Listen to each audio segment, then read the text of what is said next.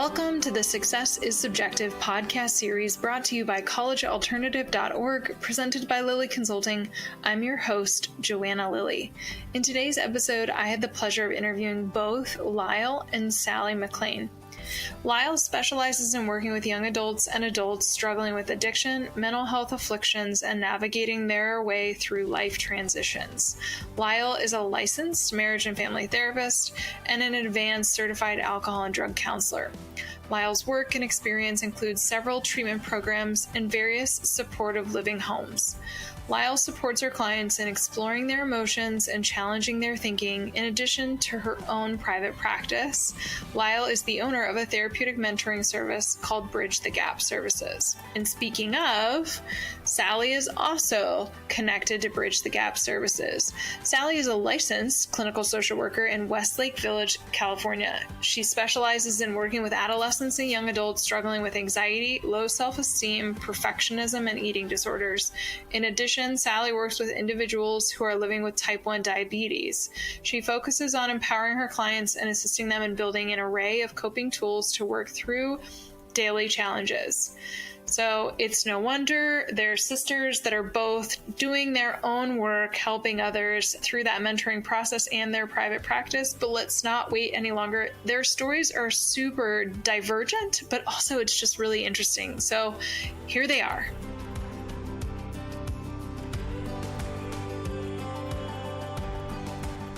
Lyle and Sally, I'm super excited to have you on the podcast. Thanks for being here.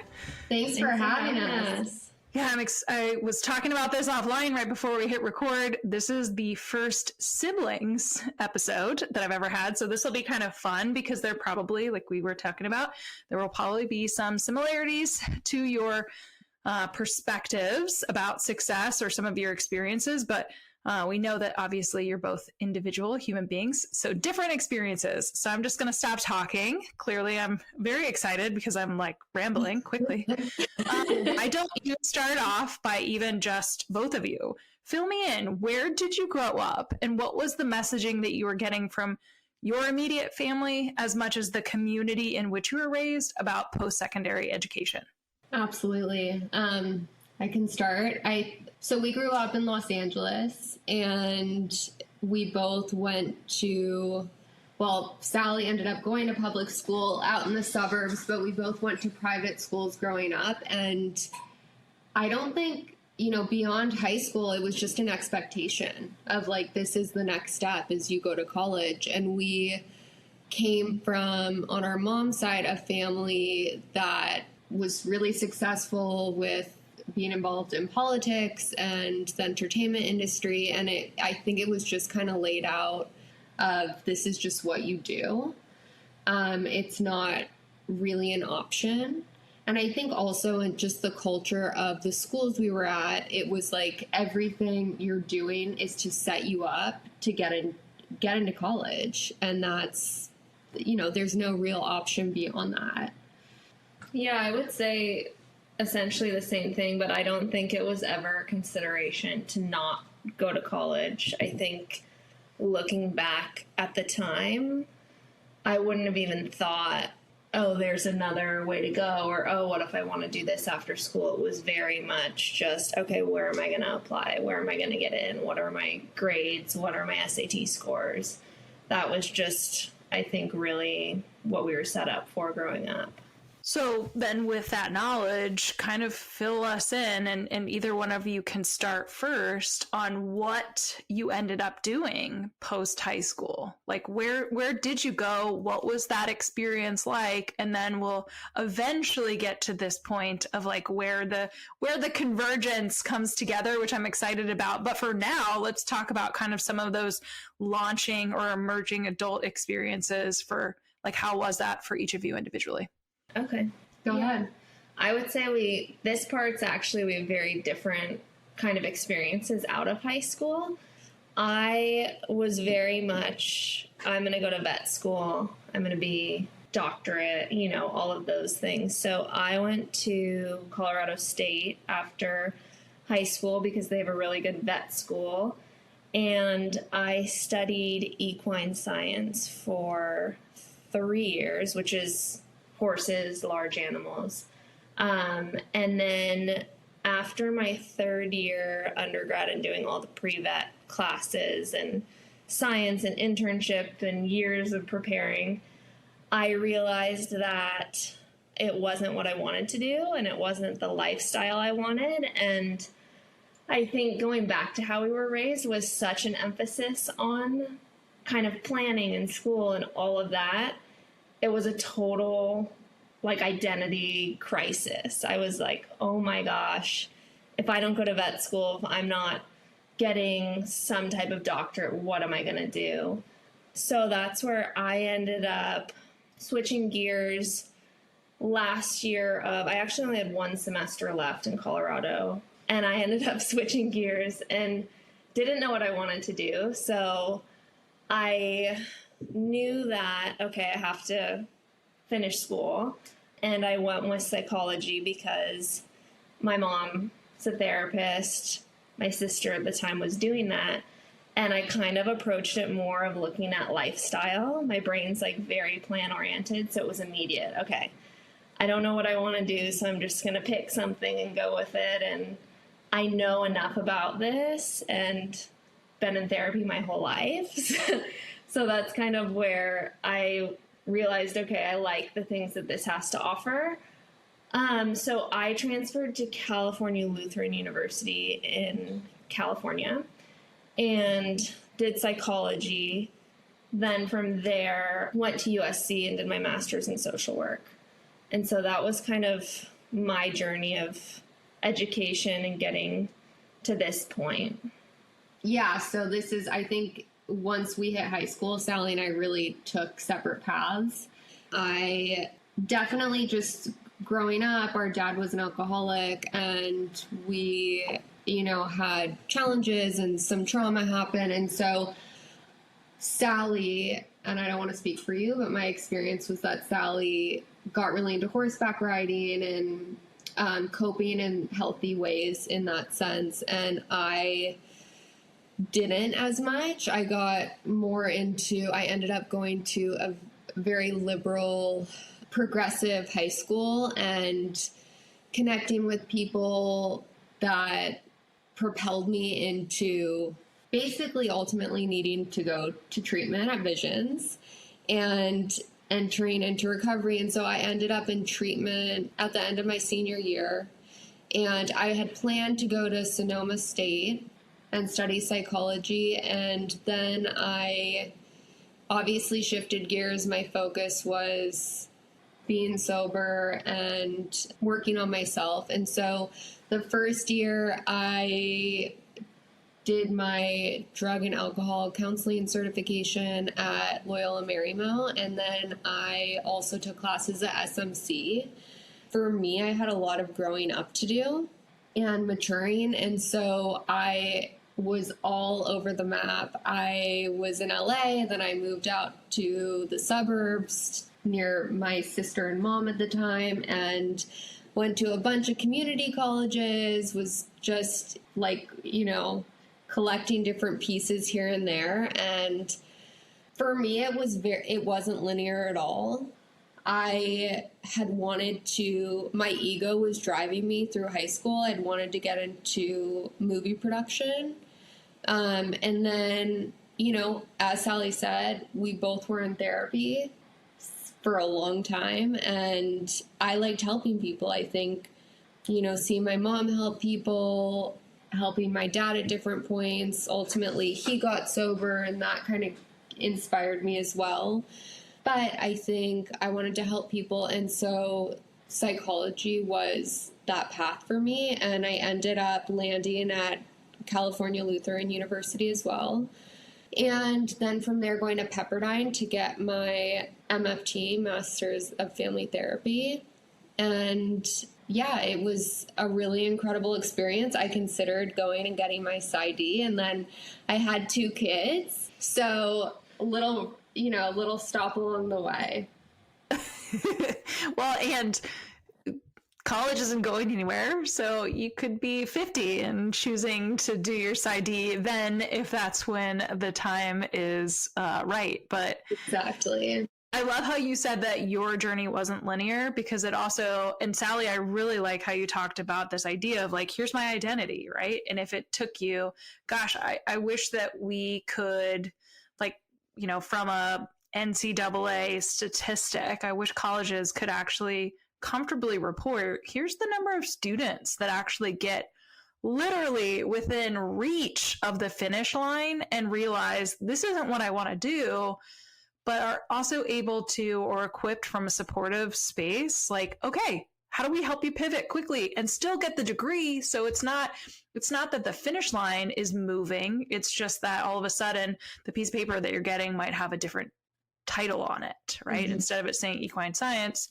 it says psychology, right? Or just like, gosh, get me the bachelor's to get me out of here so then I can actually do more experiential exploration of who it is that I am as a person and what it is that I want to do, especially because my identity all of a sudden feels like it's just like completely shattered. Mm-hmm. Yeah, but life isn't linear. It's not linear. It wasn't linear for either of you, which is awesome. Yeah. And it's so funny how, like, you sharing this story of like, you were on such different paths, and yet here, like, after your own journeys through 4+ years of school and or sobriety and or just like, what am I gonna do, brought you to the same school, same degree, and now kind of leading up to the work that you're doing. So did you jump right in after this is for you, Lyle, right after the MFT? Did you start your own business, or how did we get to where we are now? Obviously, I'm kind of dropping hints of what ends up being shared later on, but what was the journey, or kind of what were the chapters in between getting those degrees or those career paths leading to the work that you both are doing together now? Yeah. So for me, throughout college, and I think since like 2010, I've worked in different treatment settings. So residential, outpatient, and just got my feet wet with that. And when I was getting my MFT, I also needed to make money. And so I was like, okay, what can I do that I'm passionate about while I'm also doing my practicum that will allow me to, of course, pay my bills and also make my own hours? And so I thought about what did I need when I was a young adult teenager, and what helped me or would have helped me. And I was like, I'm going to do mentoring. And I had a close friend say, oh, well, what if you just did your own like little gig of helping people in the way you want to and applying what they've learned? And so I was like, okay, yeah. And this is where I came up with Bridge the Gap. So I started that in my master's program, and it was just me doing the mentoring. And then from there, it kind of grew as I finished and opened my own private practice and have other things going on. So that's how I landed there. And Sally, kind of what was your journey in terms of the somehow being brought into the fold? Because it sounds like, obviously, Lyle, for you, you're saying, how do I pay the bills? It's awesome that you reflected on what did I need? So you didn't just go work some job coaching, for, particular students. You actually created something that not only paid the bills, hopefully. I mean, I'm guessing it did because you're here now. But yeah, maybe it was, it might have been hairy at certain points, but it paid the bills enough for it to also grow. Mm-hmm. But Sally, where did you come into the mix, or when did you come into the mix?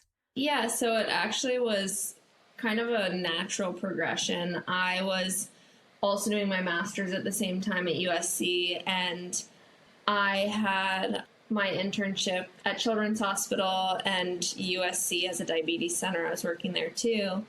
But kind of the same thing Lyle was. I was actually doing some mentoring for a different company.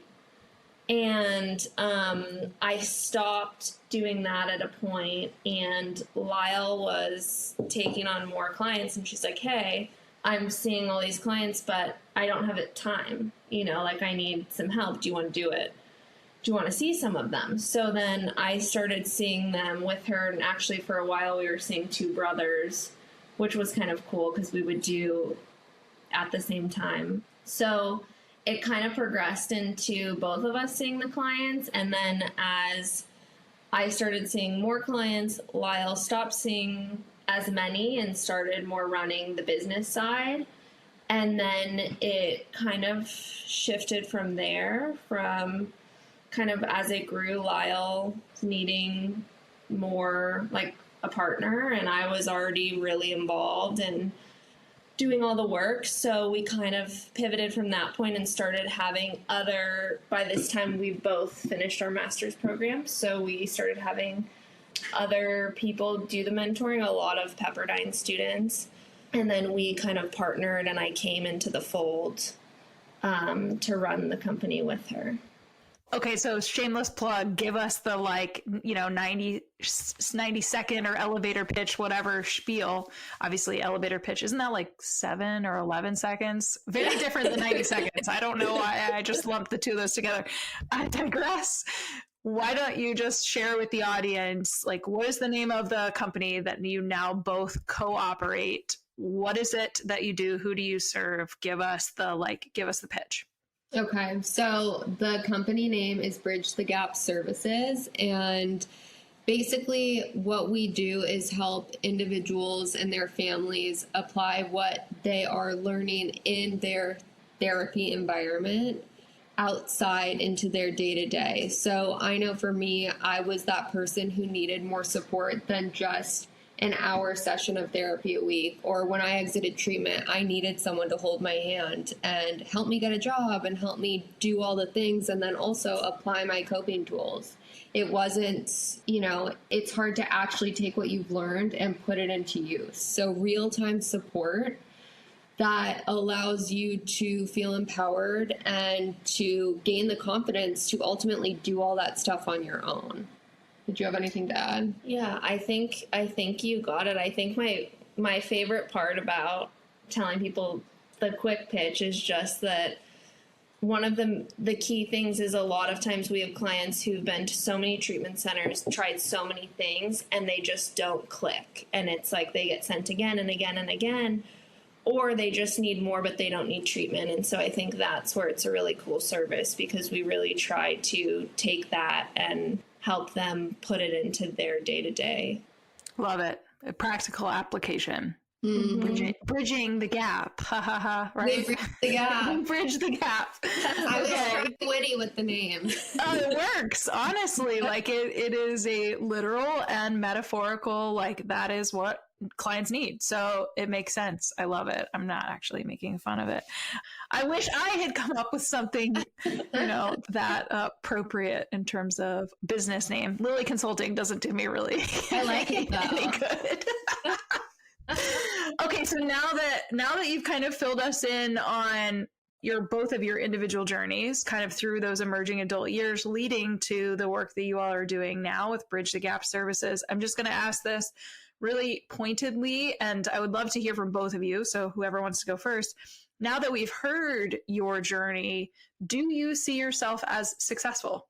Yeah, I do. I think, at one point I viewed success in a certain way, very ego-based, a lot of pressure on myself. And now with the work I've done on myself, I'm definitely proud of myself, just not for the success of business or college, but just personally of having integrity and feeling good about who I've become. So I think success can have a lot of different meanings. But yeah, I'm definitely really grateful to be where I'm at now, and that it wasn't linear, and I had to hit all the roadblocks to land where I am today. I would agree. I do feel successful, and I feel as though part of what's been really cool about the journey, like we talked about earlier, is my view of success when I was younger was so specific and so linear, and so I definitely had that perfectionist of black and white, this is what it is, and if it's not that, then I'm not successful. And I think through the process, I've learned a lot. I think we've learned a lot together. Mm-hmm. And now being able to work as sisters, hang out, help people. We have really awesome clients, really awesome mentors. We get to work and I get to hang out with my nieces while I work. So I feel like overall it's just life in general has been really great. And so I think that is success. And I think it's been really cool to learn that there's a lot of different ways that you can achieve that. And even in helping our clients, it's more like, what are your personal and professional goals? Like they all kind of add up to one thing, life. And how do you want that to look? And so getting to that place has been cool. Yeah. It's not the vision that you had for yourself at 17, 18, but you wouldn't, it sounds like, change anything right now because what you have is pretty special. Yeah. Mm-hmm. Mm-hmm. So I'm going to ask each of you a little bit differently. I'm going to tweak this question because my follow-up after this now is, like if you could give one piece of advice to a young adult, what piece of advice would you give? But I think it's a little bit, if you can reflect back kind of on your own, like where were you at 18? Because obviously, again, you said it, both of you were in very different places as you were kind of launching into that like post-high school experience. If you could give a piece of advice to somebody who might be in similar shoes, kind of like Lyle for you, newly in treatment, newly in recovery, kind of figuring it out. And then Sally for you, like totally diving into this path that you are like, you've been living and breathing and believing that this is the path that's right for you for so long, but not knowing that you're getting ready to get kind of smacked in the face in the not so distant future about, hey, actually, this is not the path that you're supposed to be on. What advice would you give those people? So I'm gonna let you decide amongst yourselves who's gonna share the advice first, but I want them to be just a little bit different based on kind of your own journey. I would say, looking back, and one thing I've reflected a lot on is I think it's great to have a goal and to think about, okay, this is what in this moment I want to do and how do I get there, right? But I think it's also so important to get to a place of almost acceptance that life is going to happen. And while that might be your goal right now, you could do a 180 and it could completely change, and that's okay. And that can be better, And so I think when I was 18, I would say I missed out on a lot of fun life experiences because I was too much pressure on myself. I was a little bit too focused, where you're in college and it's also, in addition to focusing on school, I think having the balance of it's okay to also enjoy life and let life happen a little bit and have different experiences and try to be a little bit more open about things that might shift or different experiences, or just enjoying. I think when you get into that mode of this is my plan and this is how I'm getting there and this is what I'm doing, I think you can be less present. So I think really trying to, even if you have that goal, staying present and kind of rolling a little bit with the punches. Yeah, definitely. And I think for me, it would be to try and lean into the struggle, because for so long it felt like, shame associated with some of the choices I had made and not being where I'd anticipated and things like that. And in hindsight, looking back, to get to where I am now, all of that was so imperative, to go through the struggles and hit the roadblocks. And I think my advice with hindsight is just try and identify roadblocks as learning experiences and opportunities for growth. It doesn't mean it's the end of the road. It just means you got to make a turn, and so leaning into it, you can't anticipate what's down the line, and so just trying to empower yourself to move through it versus harboring the shame and beating yourself up that you're not where you want to be at, because there are so many doors that open, that I couldn't have imagined at 18. I had no idea. And it can be really cool and exciting. So just trying to be present and lean into it, even the struggles.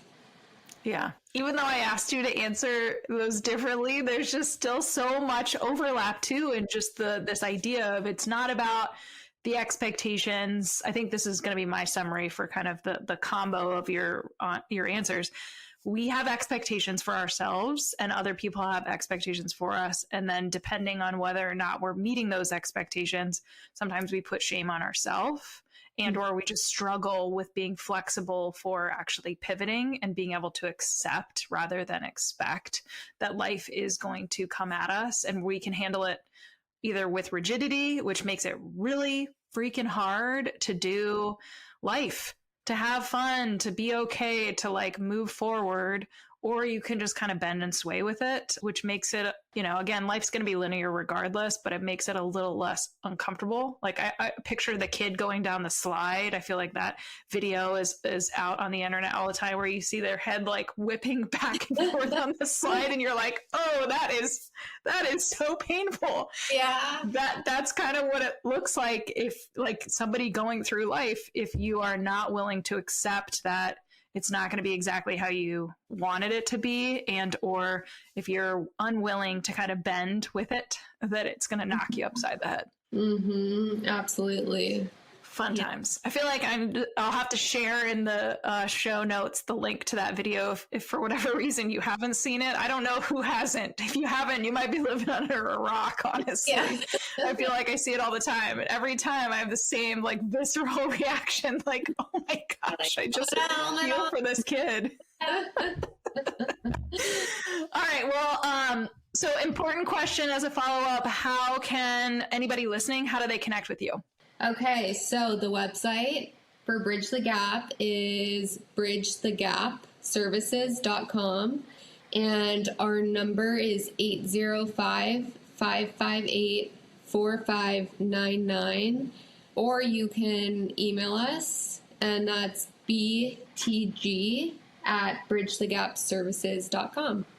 Awesome. And we'll make sure we have all those links in the show notes so they can connect with you individually. Okay, so you both talked about how you got your master's. So I'm sure you have your own private practices. Can you also share with us how folks can connect with you if they want to work with you in the therapeutic space or therapy space rather than mentoring space? Absolutely. So for that, my website is therapywithlyle.com, and my email is Lyle, Lyle, at therapywithlyle.com. And my website is sallymcclaintherapy.com. And my email, I always use my Bridge the Gap email. So it's sallym@bridgethegapservices.com. Perfect. So we'll obviously we didn't talk as much about your private practice, but it was kind of alluded to, right? Like you have these degrees, like you're doing this work in the mentoring space, but you also have your own private practice. And I wanted to make sure that those were highlighted too. So we'll have the links for those as well in the show notes so folks can connect with you either for, again, Bridge the Gap services or private practice. And I'll stop talking a mile a minute and just stop to pause for a second and just express my gratitude to both of you for being willing to sit together and have this conversation, because that's super fun. Like I said at the start, first siblings episode ever, which is super, super sweet for me.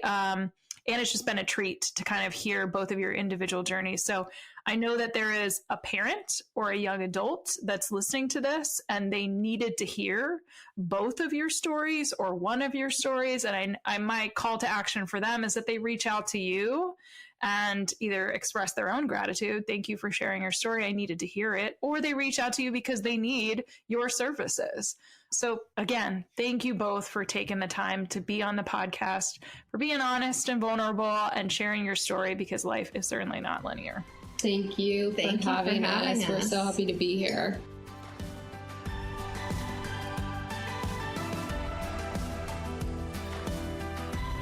That's it for this week's Success is Subjective episode. I want to thank my guests for joining me on this week and for being willing to share your journey.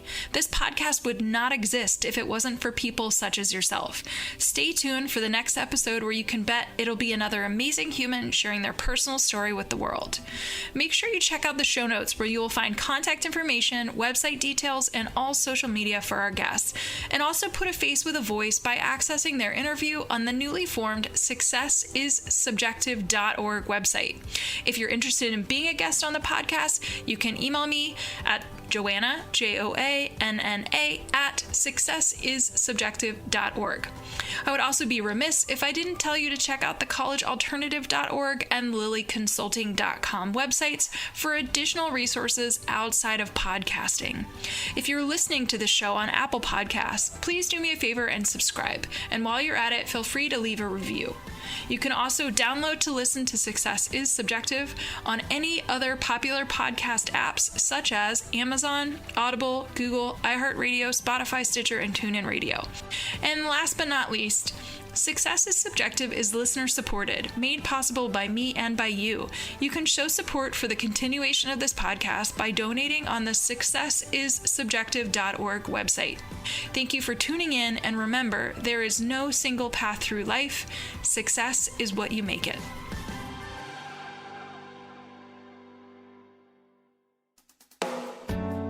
Do you have a teenager or young adult who seems to have lost their way? Maybe they need help navigating adolescence, adulthood, and decisions surrounding higher education. Or maybe they have become withdrawn, their grades are slipping, or they are flat out living a reckless lifestyle, and you're concerned about their health and well-being. If this describes what your teen or young adult is facing, a therapeutic consultant may be able to help. Mental health, addiction recovery, and higher education can all be equally expensive. Well, information is everywhere. How do you know what option is the best one for your family? Some parents have the time to research and navigate this on their own. Some don't. If the latter applies to you, enter therapeutic consultants. Therapeutic consultants, like Joanna, listen to your family's specific needs and advocate on behalf of your loved one. TCs will research therapeutic resources, recommend treatment programs, and assist during adulthood transitions.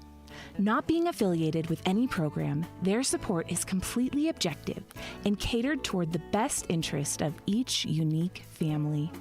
To find a qualified therapeutic consultant to work with, check out TCA, also known as the Therapeutic Consulting Association. Their website is therapeuticconsulting.org, all one word. Again, that's therapeuticconsulting.org. Then click the Find a Pro tab up at the top.